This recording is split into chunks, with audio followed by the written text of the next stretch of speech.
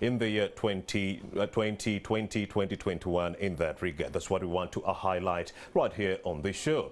We also do know that 78% of Ugandans can actually get, some kind of JLOS services at within a 5-kilometer radius in that regard. You can actually get a JLOS service point. We're talking about a court of law. Yes, we're talking about a police station within a 5-kilometer radius. Ugandans can actually take, heed to these services. We also do know from 2016, we did have public trust in JLOS services at 49%, but now in 2021, we are talking about a whooping 62% public trust in the JLOS, that is the justice, law and order sector in that regard. We also do know that 69% of Ugandans, yes, have seen, some kind of a trust increase in this JLOS organization, the justice, law and order sector. So we'd like to know, how has it performed in the year 2020-2021 moving forward? Samuel Rogers is with me here, the Deputy Senior Technical Advisor, Governance and Security Program Secretariat at the Ministry of Justice and Constitutional Affairs. A very good morning,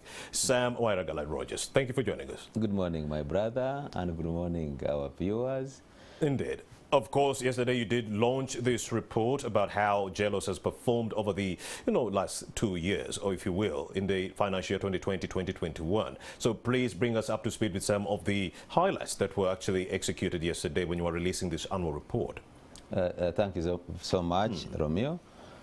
And I'm very glad that you have the figures at your fingertips. Indeed. The showing about the impact of the reforms that have been taking place. Indeed. Especially over the implementation of our sector development plan, which was launched in 2016 and came to a conclusion in 2020-2021. Indeed, trust is an important aspect within the delivery of services, especially when you are dealing with human beings. If they don't trust you, then most likely they will not come to you. And so when we see an improvement and growth in the people who are trusting the services, despite the challenges that we face, it gives us an impression that I think we are moving in the right direction. That is a milestone, sir. And from a big milestone. 49 to 62. So we are addressing access to justice from 3 dimensions. One is the distance that people traverse in search of these services. And like you're saying, at least these services have moved closer to the people. 5-kilometer radius, you find a JLOS service center. Yes, we have moved away from a scenario where people would traverse 80, 90 kilometers in search of a service point, in search of a police station, in search of a prosecutor, in search of a court system. Let's not lose the viewer, Sam. When we talk about a JLOS service center, what exactly do we mean? We are looking at, when we are looking at a service point, we are not looking at merely one institution. Indeed. We are looking at these institutions that are necessary in the chain of justice delivery. Indeed. Because when you report your case, it should not end at police. A case reported at police is investigated, and after investigation it is handed over to a prosecutor. Indeed. And after the prosecutor has given a go-ahead that they should be, this person who has there is a matter that has been committed, an offense committed, he will hand over to the court system. That is the adjudication system. And the adjudication system does not end in itself. You need lawyers, but you also need prison facilities where you can have the suspects kept as these matters are being processed within the system. So that's what we refer to as the frontline service points. And these are the ones which we are emphasizing should be accessible to people. The distances should not be that wide for one to access these services, because many times when people realize that the services are far off, they try to create their own system of justice. And sometimes we call it mob justice, which is not, actually we cannot call it mob injustice, because you cannot think about justice when you're talking about the wrong things. And that's one aspect. The other aspect we are also focusing on is the speed. How timely is the service that we are providing? How long does it take for your matter to be processed within the system? And we are seeing a corresponding reduction in the average time it takes to have these matters disposed, from an average of over 1,800 days to now under 800 days. I know we are not yet there where we want to be. It's still far off, but we are progressively moving to the where we need to be, such that matters should be handled. If they are criminal matters, maximum of 180 days. Indeed. If they are civil matters, maybe 50, 60 days, and you have your determination of your case, depending on the provisions in the legislation. Indeed. Public trust in 2016 was at 49%. I'm telling you, Sam, you're doing good work. Now we're talking about 62%. Public satisfaction, 69%. But then still, these individuals can access, a JLOS service point, in a 5-kilometer radius, including a police station. But then many members of sexual violence, GBV, gender-based violence, have been going to these JLOS service points like the police stations, but they're not getting the help that they are looking for. Police is actually making it hard for the victims to report these cases. When they report, police will ask for proof. They will not investigate. They'll be like, okay, go to a medical center X, cough such an amount of money, and then bring back the results to us, the police station, and then we shall expedite the writing of maybe a form to actually include this case in our list. But then they are making it so hard for the victims. Do we really have to pay money to access justice? Actually, that is a misconception. Because police does not ask money to do investigation. But they're that's doing their it. principal responsibility. I think Is it a misconception or an illegality, Sam? Maybe put it differently. The police are not medical personnel. We rely on, for instance, in cases involving rape, defilement, in cases involving grievous bodily harm, and all these other things. You rely on medical personnel. And so we're working to strengthen the medical legal linkages, so that when we refer the victims in sexual, victims of sexual assault, victims of rape, the victims of defilement, when we refer them to the medical facilities, to be able to examine these victims and so that we can form a prima facie case to warrant prosecution. It is important that we all work together as a team. And our belief is that these facilities are supposed to be free. But where we are finding challenges, as a sector, we have been putting aside some resource to be able to facilitate these processes, and especially for children that are victims of defilement and all these other aspects. I know at one point in time we had challenges with the medical forms, but we have been able to provide these at every police post and every police station, and these are meant to support the processes. But I know Ugandans we sometimes want to create something that is not real. Even now, when you go to a hospital and you find a long line, you don't want line up. You want to pass, and you are even sometimes we even ask the nurses and so on, what can I give you so that I can have my processes and my turn come so quickly. So these are some of the things that we need to address as Ugandans, so that we run the processes and so on. It's not happening at the health centers. At the police station, a police officer will ask for money to expedite your case faster than the rest that you had found there already. Because they'll be like, there's case backlog right now. If you want us to prioritize your case, you need to cough some money. At the police stations, it is working. Well, I think we need to be able to pinpoint particular incidences where that is happening. If it happens, it is illegal, and we need to be able to address it. Indeed. We do have systems within the sector and within the institutions to address some of those ills. We have the professional standards unit within the police force, whose responsibility is to make sure that if that matter is reported, we investigate these officers who are the bad apples within the system. Indeed, Samuel Ragala. Let me take you to the courts of law. This is another JLOS, Justice, Law and Order sector service point within a 5-kilometer radius with, proximity with our citizens. Now, the courts of law are asking citizens to mediate these cases out of the premises of court. And one too many times, the perpetrators will just go and strike a deal with the parents of maybe of this GBV victim or someone who was raped or defiled, and this case will just go out into, smithereens or oblivion. Is this the way things are supposed to be done, or is this another illegality, just like the police officers asking for money? I think, Mr. Out of court settlements. I think, Mr. Romeo, we need to put everything in context. Indeed. We allow for mediation and out of court settlement for civil matters. Indeed. Not but criminal not cases. criminal matters.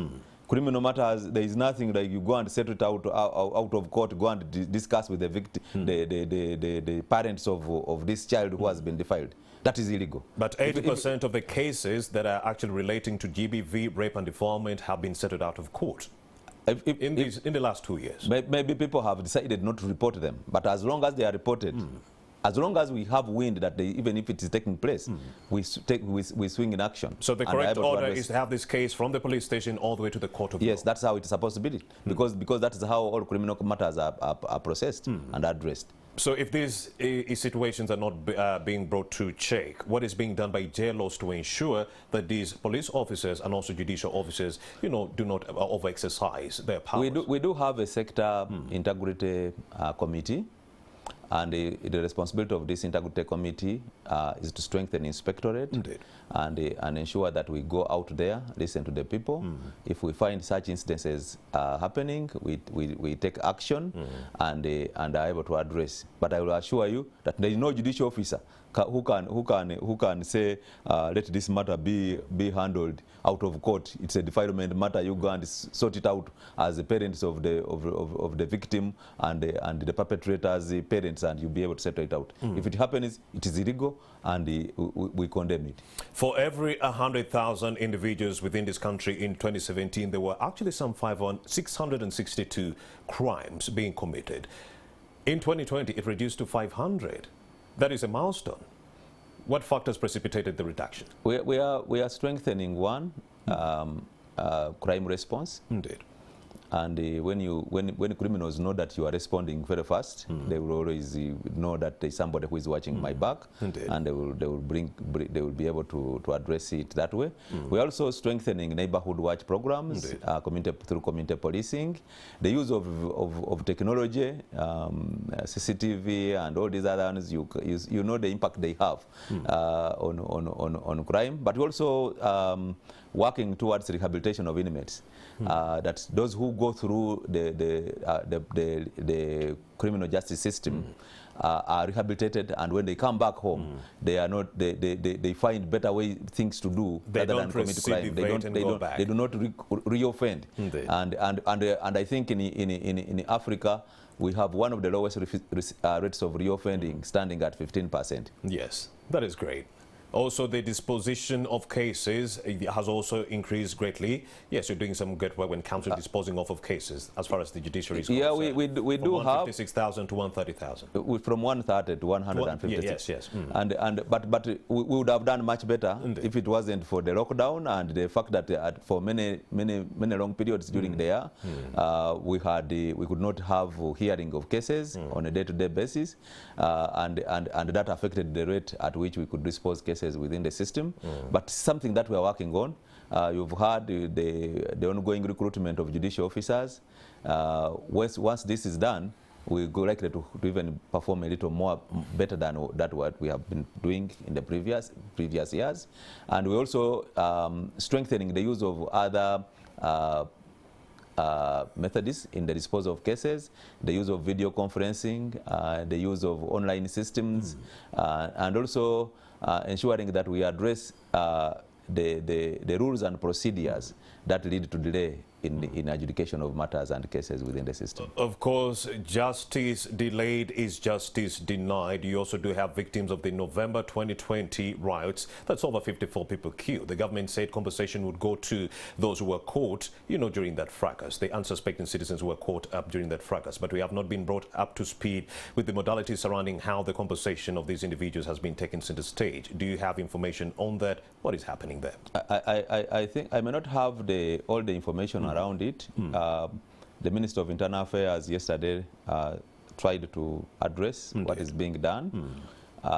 From our perspective, we believe in fairness. Indeed. We believe that if they are our staff in the system that committed offenses, they should be tried. And you have seen recently we had 2 people Indeed. who were sentenced to life in prison, and another one to 35 years in prison for some of the offenses committed during the November riots. Are others being investigated? And there are others that have been investigated. There are others that have been either been demoted. Indeed. There are others that have been retired in public interest within the system. And there are other processes, investigations are still ongoing. But remember that we are looking at from two sides. The officers that made errors, but we're also looking at the other the rioters, and making sure that at the end of the day, those matters are processed and addressed. Yes. What are you doing to compel some of these institutions under your guard, like the Uganda Police Force, when it comes to the release of reports? For that case of November 2020, up to now, police has never released a report to tell us what actually happened in that regard. But the CID did release their own report that said only 11 were the rioters. What are you doing to actually bring to book these police officers and the fact that they are never releasing any reports when something like this happens? Even the fires that have been, gutting down many of the buildings in Kampala and the surrounding environments, we never see any of these reports. But especially on these assassinations, there is never a report. What are you doing to I think for the first time, government was very fast in releasing a report. They gave a chronology of the events. They even gave a list of who was killed, and whether they were stray bullets, whether they died as an accidental. Up to now, we've never seen the police report because it was contradicting the CID report. But the CID is not from Minister of Health. The CID is the CID of the Uganda Police. I don't know what you would call a police report when it is not coming, because CID is released the report on behalf of the Uganda Police. It's a directorate of the Uganda Police. So I don't believe in what you are saying, that police has not released the report. No, they had their own report that showed that majority of the people who were killed in that fracas were actually rioters. But CID, Grace Akulo, came up with her own report saying, no. Majority of the people who were killed were actually innocent people. There were only 11 rioters. So you had two conflicting reports. I may not be able to comment comprehensively about the report, but I have seen the monitor in the previous weeks serializing some of this and quoting this report, and I believe that the facts are there. I am very sure the police has even an open door policy. This information is readily available, and I believe it can be got and we can be able to share with the public. All right, we have development partners that are working to lend a hand to the government when it comes to access to justice, but many of these NGOs were shut down in August of this year. 54 NGOs. These were people who were actually fighting so hard to ensure access to justice for many of the victims in our country who could not access a JLOS service point in that regard. But the recent clampdown on these NGOs, what do you make of it? Isn't it going to make access to justice more harder now that the people who are helping the citizens on the ground are being actually shut down by the same government?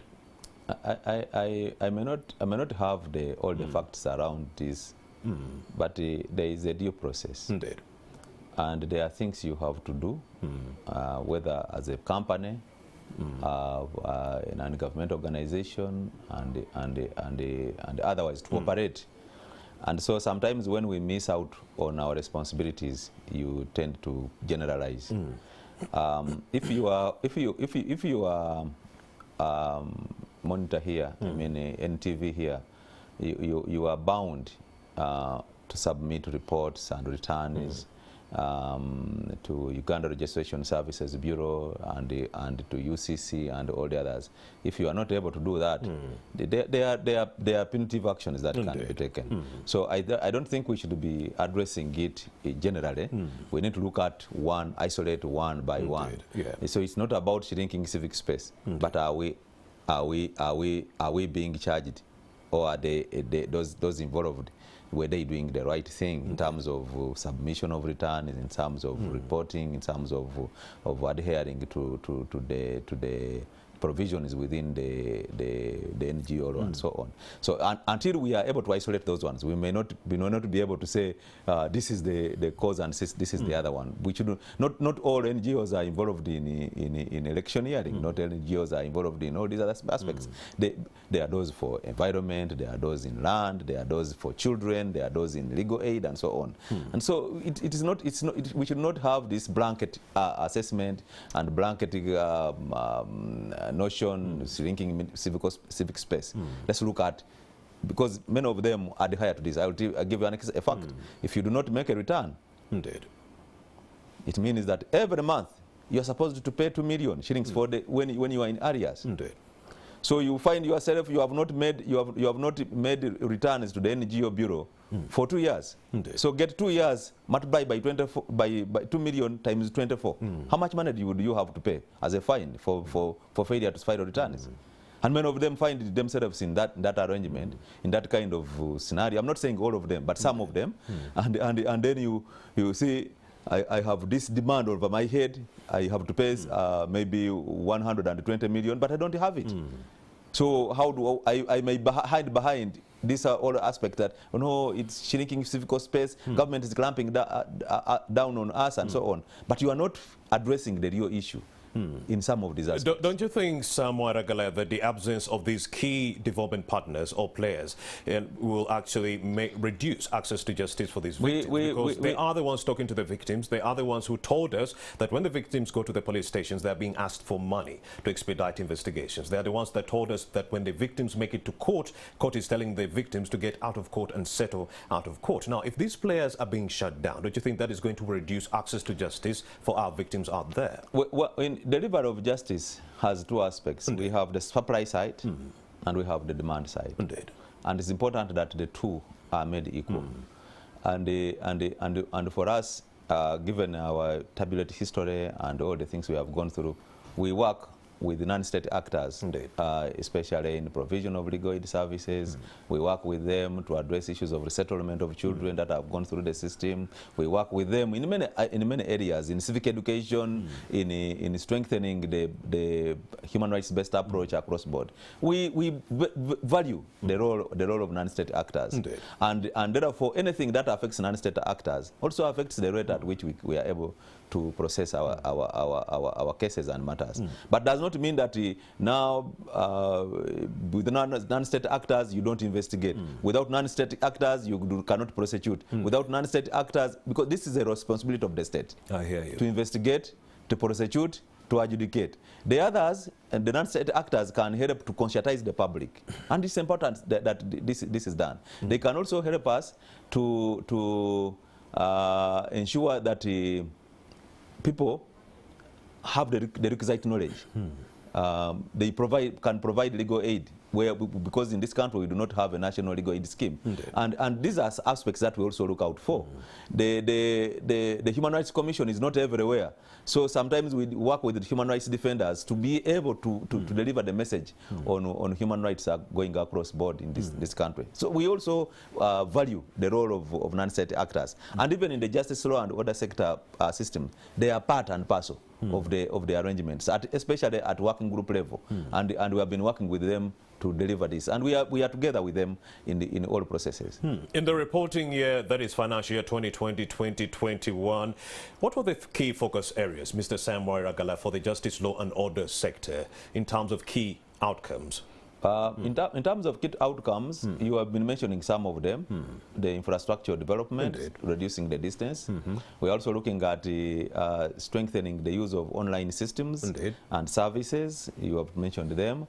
We are looking at strengthening and deepening the human rights-based approach across board, but also addressing the issue of competitiveness. How competitive our country is by addressing issues of commercial and land justice systems. And we are also strengthening the fight against crime and the fight against corruption in the country through adjudication, through investigation, and also working to strengthen the accountability systems within government and within the institutions. Automation of case management. But this is also going. That's why I'm talking about online systems and processes. It is not only about cases within the court, but they are bid for you now to sit in your office and file your returns in your RSB without having to walk there. Your ability to register a company from the confines of your office. The ability for you to apply for a passport without moving away from your desk.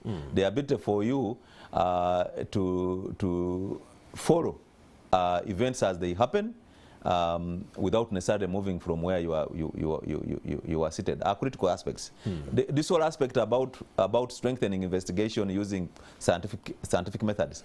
It's not about who saw you. But we are able to track your movement using the CCTV and all the other aspects. We are able to use DNA profiling to know whether you actually the victim, the perpetrator in a defilement case or a sexual assault case. All these aspects that are things which we have done over the past year, and we are still progressing. And of course, the level of automation somewhere has increased from what was it, a baseline of 12% to now 46%. I imagine to 46%. Yes. That is a milestone. And of course, the completion of More Justice Center increased the coverage of the justice, law and order sector all over the country. In the 146 districts, we are talking about 61% all the way to 92%. Talk to me about that. Yeah, we give and actually recognize the contribution of our development partners and government. That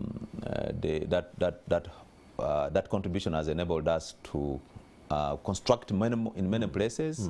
As I speak now, we have just completed in Sembabule, we have completed in Shema, in Rubirizi, in Kole, we are about to finish, in Serere, we have completed, in Bududa, and several other places. I may not have to enumerate all of them, but this has been possible because of that financial muscle that we have gotten from government and from our development partners that have provided the requisite resources to enable us move faster and reduce the distances that people are traversing in search of these services. And we're also looking at ensuring that at the minimum we have a police post in every parish. We have at least a court in every constituency, and we have regional offices in the traditional districts, the traditional 59 districts that we had some about 10 years ago. So that these services, if you want a high court, you do not have to move all the way from Kitgum to Gulu to find a high court. You don't have to move all the way from Nakasongola to Kampala to find a high court. So we are looking at making sure that we have these regional centers. We also going to have regional court of appeal session circuits to try and reduce on the distances that people traverse. And these are we are not looking at only courts. We are looking at ensuring that all those services that are ancillary to the delivery of service of justice are available. What about the 128 district chain-linked committees and the 17 regional chain-linked committees? They are actually geared towards reducing case backlog, but take us up to speed with the modalities of how it is executed. The chain-linked initiative is made to ensure that you bring together people within a location, local area, to identify their local level problems and propose solutions to those local level problems. And so they bring together players within the justice chain, within that location. And they are the ones who know which case has stayed within the system for a long time. They are the ones who know which case is ready for processing, which case is having challenges. Maybe the witnesses have disappeared, maybe the victims are no longer interested in this particular matter, and they are turning into being hostile witnesses. So that arrangement enables these institutions to sit together and come up with the solutions that enable to address and fast track the disposal of cases and matters. And we have tried also to create the same arrangement for the regions, because a number of districts can be combined to form a region. And now our JLOS region is equivalent to a high court, to all the districts that are covered by that particular high court circuit. And this one is also meant to bring together regional players, institutions with a regional mandate, sit together to identify regional level problems and come up with solutions to those regional problems. And it's part of the processes to enhance case management and address the growth in backlog, and also fast track the disposal of cases and matters. And of course, the sector is developing a sector-wide integration bus for information sharing, starting with NIRA, the National Information Registration Authority. Take us through this. The national, the sector-wide integration bus is made to ensure that our systems, the various IC systems within the sector, are able to communicate and talk to each other. Indeed. Today, when you want, these are two institutions. You have NIRA and you have Citizenship and Immigration Control. Indeed. For you to get a passport and to confirm that a Ugandan citizen, we need information from NIRA. But now what happened is, they have to rely on your national ID. Please attach a photocopy of your national ID to confirm. And yet these institutions have, the other one is automated, this one is also automated, but they do not talk to each other. So we are creating an opportunity through the sector-wide integration bus for these particular systems to link up and be able to communicate to each other. You ask once, what is your name? And you'll have all this information. Romeo, born in Bugeshu, he was born this date and is like this and so on, without necessarily calling the people in NIRA to find out whether that is you or something like that. So these are some of the aspects that we are moving forward with and addressing as part of the integration bus. But we are beginning with the criminal justice agencies. So we are looking at the court, prosecution, we are looking at police, and the NIRA, and yes, those are the ones that are going to be the first on the system. With the Office of the Directorate of Public Prosecutions, you're rolling out the Pro-Camis to 54 out of the 131 service points that you have all over the country. Take us through that. What does that entail? The Pro-Camis is a system that enables the processing of prosecution files within the DPP. I see. We have had scenarios where my file is in headquarters. Now this system enables us to have a seamless flow of that information. Even when it is in headquarters, you still have access to it wherever you are. And the idea is to facilitate easy perusal of files and arriving at decisions whether to prosecute or not. I believe you know that with some of these systems, we have been able to strengthen prosecution. Indeed. And also the link with the investigation. That's why we are having over 65% conviction rate from about 50% at the start of the sector investment plan 4 period. Take me through the fourth strategic plan that you have, the fourth strategic development plan that was actually birthed by the JLOS to actually implement some kind of reforms. How is it working? No, we have just concluded the implementation of the fourth sector strategic plan, which was based on 3 areas. We're focusing on infrastructure and access to services. We're also looking at human rights and strengthening accountability mechanisms, as well as strengthening our competitiveness standing as a country by focusing on commercial registries, focusing on business laws, and focusing on adjudication of matters and cases within the system. What was the impact of that plan?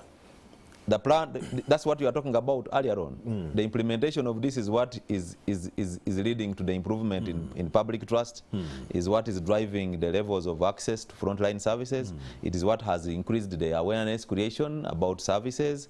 And you see, when people get aware, then you have an increase in an influx of cases that are coming on board at first.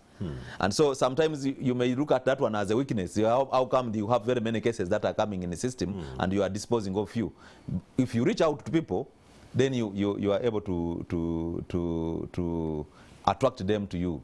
And we also, that's from that perspective that we are talking about realizing that we need to automate and we need to integrate these systems that we have automated and also address issues of speed, cost, and efficiency in delivery of services. Why has it been important for these JLOS reforms to focus on the vulnerable people when it comes to access to justice? Of course, there is this feeling that the rich can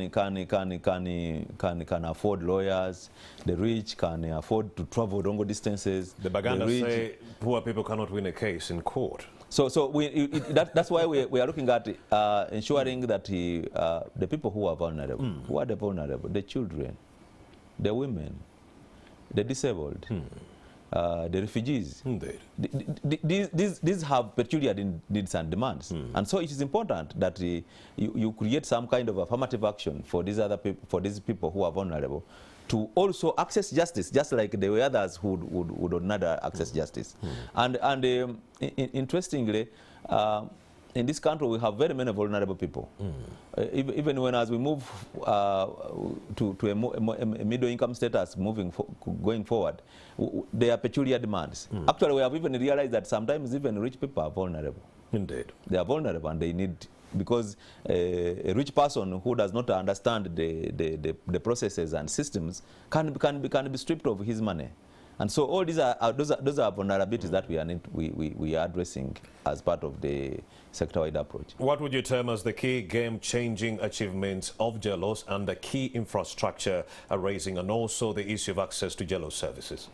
I think the game changers have been from about 3 perspectives. All right. One is, how close are you? 5 kilometers. Number 2, can I access you even when I cannot move to you? Indeed. So the adoption of online systems and technology and has been a big game changer. The other game changer is realizing that we are working for the people. Indeed. Working for the people, and therefore the people must come first. So the adoption of a human rights face in delivery of services, even when a policeman is being, you have seen our policemen, sometimes people beat them. You know, somebody has a gun, but a Ugandan he knows that this policeman is this is civilian police. You have seen when they see the military red top coming, they will even run away. But when they see policemen, they stand because they know that the policemen have a human face, irrespective of some of the excesses that happen.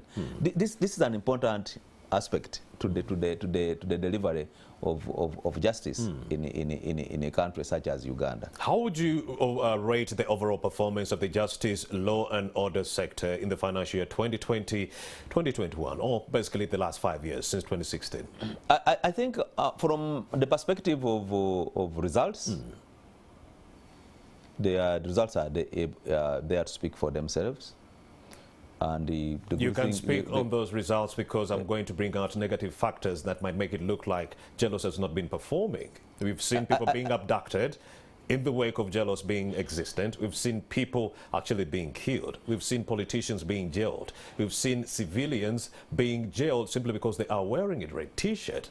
You do know a lot has been happening. Human rights violations, police officers, military police, military security agencies roughing up people within this country. Just a couple of days ago, yesterday, imagine, in Kayunga, the female candidate was actually roughed up by police. She's nursing wounds as we speak right now. Human rights violations have continued. You have the president who is being given leeway to go and campaign for his candidate, Mwonge, and then you have Harriet and our people who are eating or, being showered with tear gas. Access to justice for people. Human rights violations have taken center stage now and during the electoral period, and even before that. I'll take you back to 2016, I'll take you back to 2011, 2006, 2001, 1996. What do you rate the overall performance of JLOS in the wake of all those insufficiencies?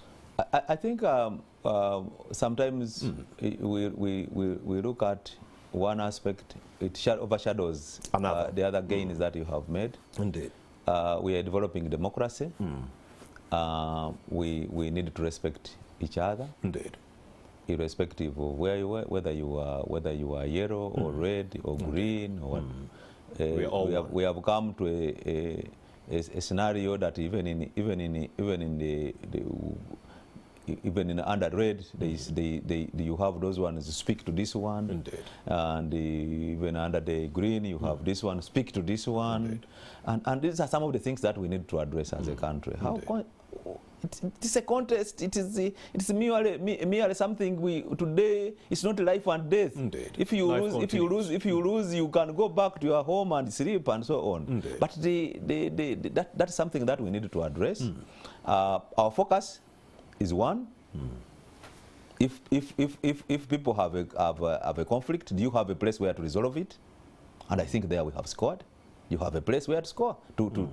We have had both the opposition and all running to the justice system for redress, and that's the plus. We are also creating space for people to speak. Indeed. What kind of spaces? You know, I am here. You are here. But the We are victims talking- of the we are talking November about- protests are not here. The politicians who have been wrapped up during the electoral period are not here. Those who were killed cannot talk anymore, and those who have been speaking on their behalf have seen their NGOs shut down or others silenced. I think the context within which we are putting it, yes, Mr. Waragala, is one that does not enable us to address the real issues on the ground. I think there must be hearing. There must be those who are found to have committed offences. We have systems for redress. Now, as JLOS said, in the institutions that are under you, Uganda Police, Courts of Law, how have you been able to address the human rights violations that have occurred under those institutions? We do the 18 have, institutions we under do have JLOS. we do have a due process for dealing with human rights cases. Indeed. When matters of a human rights violation are reported, the Human Rights Commission does the investigation, and after they've done the investigation, the parties that are involved, either government or others, they are called to show cause and to defend. And where government has been found in breach, compensation has been ordered. You have even seen in the papers, we have been, Minister of Justice has been advertising and calling upon people whose matters had been decided to go and collect their compensation from the Ministry of Justice as a requirement, as provided for in the legislation, and also as determined by the Uganda Human Rights Commission. Indeed. But we are looking at it from two perspectives. There is the reactive angle. That's the reactive one. Indeed. But there's the proactive one, which is about civic conscientization. All right. So that people can know their rights and obligations. Indeed. We are also, every year, we train over 100 policemen in a diploma in human rights at the Law Development Center. Thank you. So that they can be able to appreciate the provisions within in the area of human rights. And these are used to disseminate this information and take it to their units where they work, and also we believe that we are going to be able to build a critical mass to take this process forward. And of course, Simon Alagala, as the justice, law and order sector transitions into the governance and security program, we'd like to know, please share with our viewers how this transition is going to be impacting access to justice in this country, Uganda, and how it will impact this program-based approach. Government has, under the National Development Plan 3, adopted a new approach away from sectors to programs. Indeed. We now have 20 programs that government has is using to implement the National Development Plan, and the JLOS sector is placed in 2 programs. Indeed. We have the administration of justice program, and we do have the access to the governance and security program. These, because of the number of institutions involved under the security and governance program, sub-programs have been created. And so we have a sub-program specifically for access to justice, bringing together the former JLOS institutions into one sub-program to further the reforms that had been started. Indeed. And that are ongoing. How is this a big game changer? Of course, many times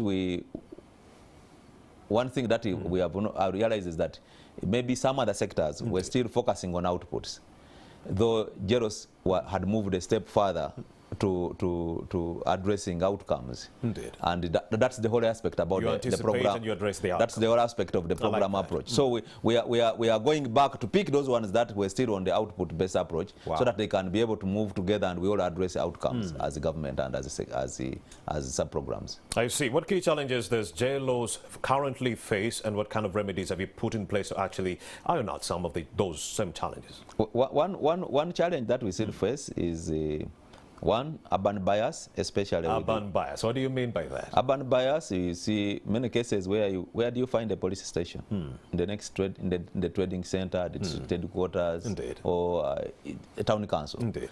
But where are the majority of the people in this country living? Rural areas. They are in the rural area. Indeed. So we are still, even with this reduction in distances, we still have that urban bias. If you want a registration services bureau point, where will you find it? You find it in Masaka, in Mbarara, and so on. That's one area. The other aspect that we are looking at is the speed at which we are dispensing justice. We still we believe that we should do a little more with the speed, because justice denied, delayed is justice denied, and we need to be able to address these aspects. I will give an example. If it takes you 7 years to decide a matter involving a younger girl of 14 years who was defiled, by the time you decide where will this girl be, she'll be married maybe to the same defiler, and would have turned into a hostile witness. You cannot even have the witnesses attend court. And so when you fast track these cases, you are able to deal with the matters when they are still hot. You are able to have fresh the evidence as still fresh, and the recollection of the events of that day still clear in the minds of both the victims and also the witnesses. So these are aspects that still remain important, critical. What do we need? We need people. We need the right skills. We need the right processes and scientific approaches.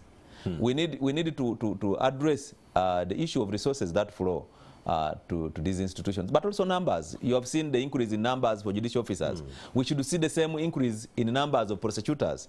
We should see the same increase in the number of state attorneys, because they all work together to deliver justice. Indeed. And these are some of the things that we need to be looking at it. We have a challenge of overcrowding in the prisons. Indeed. I don't know, sometimes you begin wondering what is the magic? How do we deal with this congestion amidst this COVID, and we do not have a catastrophe within the prisons? Indeed. But we have a big challenge there. And so one aspect is to address the factors that push people within the prison, but also rehabilitation. We also need to look at expanding space, because in any country there will always be people who are today. So as we net criminals, we need to work on modalities to ensure that our incarceration rate is 90 people for every 100,000 Ugandans. I see. 10. That is our 90. That is our incarceration rate. Our neighbors, their incarceration rate is about 300 for every 100,000. Now, if we had the same incarceration rate, just look at how many prisons we would require. Our current carrying capacity of prisons is about 24,000. Now, 24,000, how many do we have in the prisons? 65,000. So you can see the challenge we are having. Even if we say no more people going to prison, you have still exceeded your carrying capacity by 2 times. All right, the second key outcome area for JLOS is to promote observance of human rights and also accountability in that regard. According to your own perspective or assessment, how has JLOS performed in this key outcome area? I think here like we have been discussing earlier on, we still have issues because when they are talking about human rights violations, the institution responsible for putting us to order is a JLOS institution. I see. The institutions that are respondents are JLOS institutions. So we are looking at how do we reconcile this, and that's why we are focusing on conscientization, strengthening a human rights-based culture within our institutions, and addressing those challenges that we are currently facing. But then, when we also talk about corruption issues, it is also us. We are responsible for adjudication of corruption cases. But many times, when it comes to the way the public perceives who is most corrupt, they will tell you the police is most corrupt, the whatever, and so on. So it also comes back home. So we are looking at helping the whole country, but also having an inward-looking arrangement to address some of these perception issues, but also areas where it is real, and we need to address it. And of course, the Uganda Human Rights Commission is under you as JLOS. They did not have a tribunal before we did see the institution of the whole Uganda Human Rights Commission. They do not have a tribunal. Could you say that this is the reason as to why we couldn't expedite investigations? Yes, and also hold those individuals to account who are actually committing these heinous human rights violations? You are right. You're right. For a long time, we did not have a tribunal. Actually, for a long time, we did not have commissioners. Do you think we would have avoided what we are doing when we got now the when we got the commissioners, yes, you know what befell the former chairman of the tribunal. Medical rest in peace. And the law is such that without a chairman, the tribunal does not exist. Indeed. So for a very long time, without a tribunal, you cannot have determination of these cases and matters. You can investigate, but you go reporting an injustice, and at the end of the day, you also have another injustice from where you are going to seek a solution. So that is something that has affected the disposal of cases under the tribunal, and also to enable us to tell whether actually there is a human rights violation involved in a particular case that has been reported. I'll give an example. The Human Rights Commission, for every 100 cases, complaints reported, is only able to register 20, because the rest are not actually human rights violations. But people find I can go to Human Rights Commission. If you box me, I can go to Human Rights Commission and report you. If you have failed to provide food at home, I can go to Human Rights Commission and report you. But sometimes some of these can be addressed elsewhere, and without a tribunal, it becomes very difficult to have these matters processed and processed on time. All right. So we do have public trust for the JLOS, Justice, Law and Order sector at around 62. In 2016, it was 49. How do we elevate that to 100? Sam Wairagala. We also do have public satisfaction in the way JLOS has been executing its work at 69%. How do we increase that to 100? Sam Wairagala. We also do have 78% of our Ugandans who could actually access JLOS service points within a 5-kilometer radius. How do we increase that to 100, if you will? One, we need to do a little more investments, because reducing distances demands for more resources. And trust, satisfaction, and access. For the aspects, the drivers of trust are one.